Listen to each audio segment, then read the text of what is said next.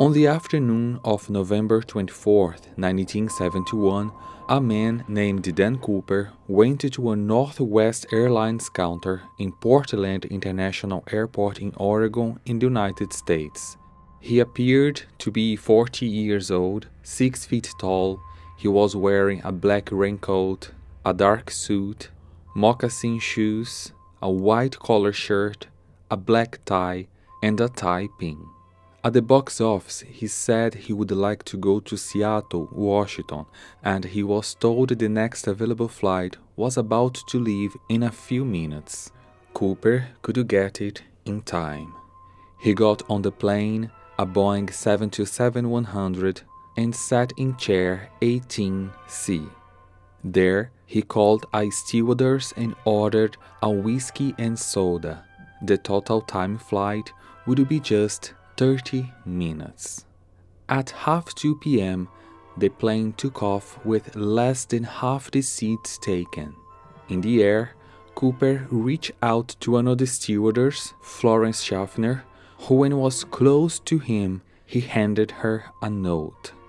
Without reading the paper, she put it in her pocket, thinking he was just another passenger giving her his phone number.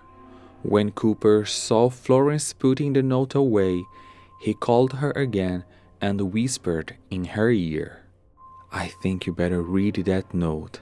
I'm carrying a bomb with me." Florence immediately opened the paper and read what was written. "I have a bomb in my briefcase. I will use it if necessary.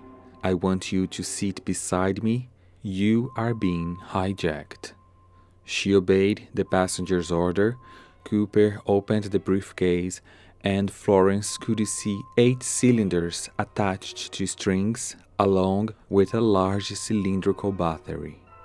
Cooper said as soon as they arrived in Seattle, he wanted a fuel truck to be available to refuel the aircraft.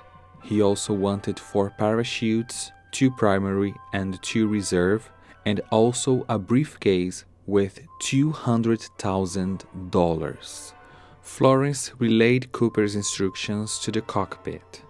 Pilot William Scott called air traffic control at Seattle International Airport, who in turn informed local and federal authorities. Donald Nyrup, president of Northwest, authorized the payment and ordered all employees to cooperate with the hijacker, but as the flight time was short, he needed more time to get what Cooper demanded. To explain about the delay of landing to the other passengers, pilot William told them he didn't get authorization to land, so he needed to fly over the area for few more minutes until he could be authorized. However, this took almost 2 hours, and the passengers found it very strange. At the same time, Cooper ordered more drinks, paid for extra meals for all the passengers, and gave tips to the crew. They described him as calm, polite, and pleasant. He was always well behaved, unlike the stereotypes associated with the air hijacks of the time. He was confident and thoughtful at all times.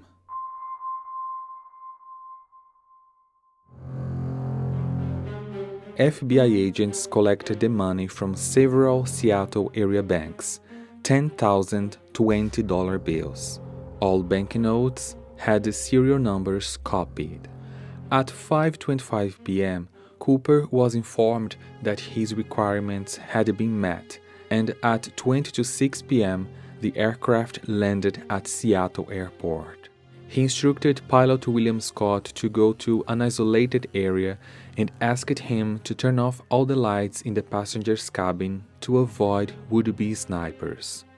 Cooper received a backpack with the money and 4 parachutes. Once the delivery was complete, he allowed all the passengers, stewardess Florence, and the senior flight attendant Alice Hancock to exit the aircraft. Only a stewardess called Tina Mucklow, the pilot William Scott, and the co-pilot William Ratachak remained on the plane. After the passengers left and while the aircraft was being refueled, Cooper spoke with the co-pilot saying they needed to fly to Mexico City with a maximum altitude of 3,000 meters and without stalling. During the entire flight, they should leave the landing gear engaged, the flaps lowered by 15 degrees, and keep the passenger's cabin completely depressurized. Co-pilot William answered that with that type of airplane, they were limited to traveling maximum 1,500 kilometers, so they had to stop in another airport to refuel again. After talking, they decided the new stop would be at the airport in Reno, Nevada. At 7:40 p.m., the plane took off. Cooper told Tina to join the rest of the crew in the pilot cabin and stay there with the door closed. The plane landed at 10:15 p.m. at Reno Airport for refueling, and then they realized that the back door was opened and the ladder was down. Cooper had jumped out of the airplane in a wooded area with his parachutes and the money. FBI agents and state law enforcement officers boarded the aircraft to pick up any clues, but they just found the black tie with Cooper's pin and 2 of the 4 parachutes. The years passed, and the notes did not appear circulating in the market, nor were any clues of Dan Cooper found. Evidence indicated that he had knowledge of flight techniques and aircraft operations, which led investigators to believe that he was an Air Force veteran with experience in skydiving. There is a theory that he could be a Canadian or American military officer that was stationed in Europe because the name Dan Cooper was the name of a Belgian comic book which appeared in the 50s that talked about a Canadian pilot. The comic had never been published in the USA, but it was well known in Europe and Canada, so it was likely that the passenger's name was an alias. A little more than 6 years after the kidnapping, in February 78, a hunter found, near a small forest road on the route of the flight, an instruction manual on how to lower the ladder of a Boeing 727. In 1980, an 8-year-old boy, camping on vacation with his family, found 3 bundles of money half buried on the bank of a river. 2 packages had $120 bills, and the third had 90 bills. Although they were quite worn, the FBI confirmed that they were part of the package of bills given to Dan Cooper in 1971. The fact that the bills were hiding shattered the belief that Cooper had died after the jump. The main question was, where was the body?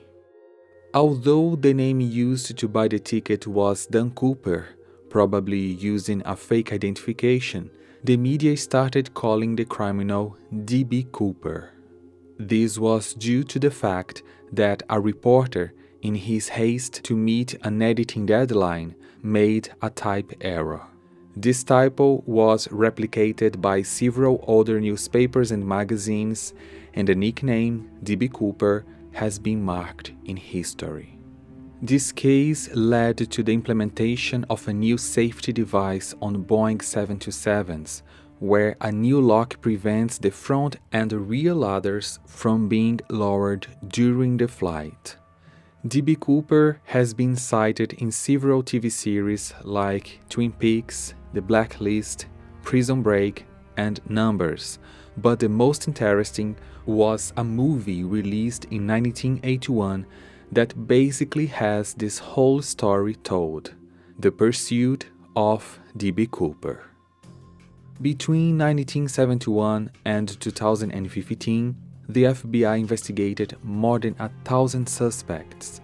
All of them, however, had some kind of inconsistency with the crime. In the early 2000s, with the better technology for DNA analysis, The FBI revealed that they had found traces of DNA on the tie, but the genetic material was already weak, and that ended up being inconclusive. In 2016, the FBI officially closed the investigations into the case. Some of the most senior investigators believe Cooper died after jumping out of the plane. The problem is that so far, no body or pieces of the parachute have been found.